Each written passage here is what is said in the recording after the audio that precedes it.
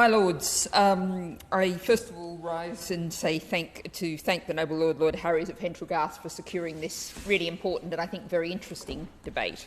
And like the Noble Lady Baroness Fuchs, I'm going to concentrate on what she labelled amenity trees, or I might call particularly street trees or urban trees in general. And I think that's because I want to put some positive spin in here. I think we need to think about some positive news. We've heard lots of negative news, and there's certainly a lot about that around tree health.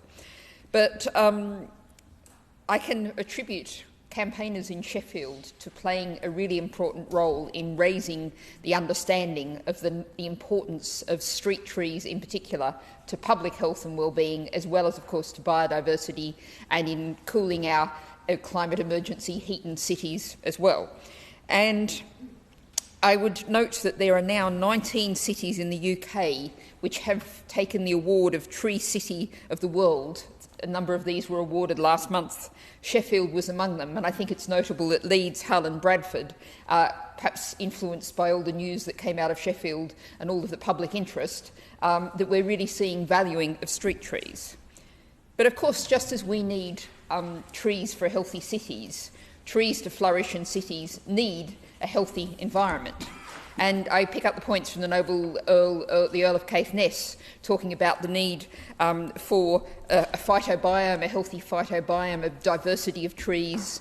And of course, what we also need is clean air. It's good for us, but it's also good for the trees. I have to point here to my noble friend Baroness Jones of Moulscombe's Ella's Law Clean Air Bill that's now in your Lordship's house.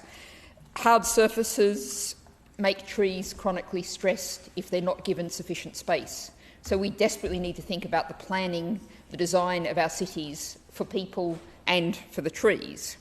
And I'm going to, taking note of the points from the Noble Earl of Caithness, I'm not going to say the right tree in the right place. What I'm going to say is what we need is the right tree in the nursery. And the point that lots of people have been making is how much we need to grow so many more of our own trees. But one of the things we need to think about is what kind of trees are we propagating in our nurseries to be street trees? What kind of signals are we giving to the industry? At the moment, a lot of the street tree plantings are very small rowans, birches.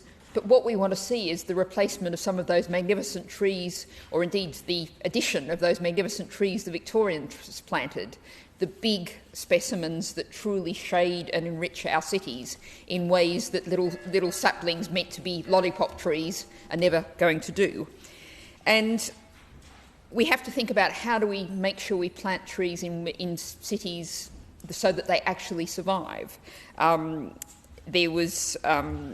In Britain, the current figures suggest around 13% of street trees die in their first couple of years. There was a study in Canada where 50% were dead within 1 year. So we really need to look after our trees. And on that point, what I want to finally focus on, and a question to the Noble Lord the Minister, there is a desperate shortage of trained arborists. The Institute of Chartered Foresters estimates that we need 70% more trained people to meet the government's tree planting goals. If we think about the pressure that's on our trees, on the health of our trees, we desperately need the people who can look after them. And I'd be very interested to hear from the Noble Lord the Minister what the government plans to do to tackle that issue.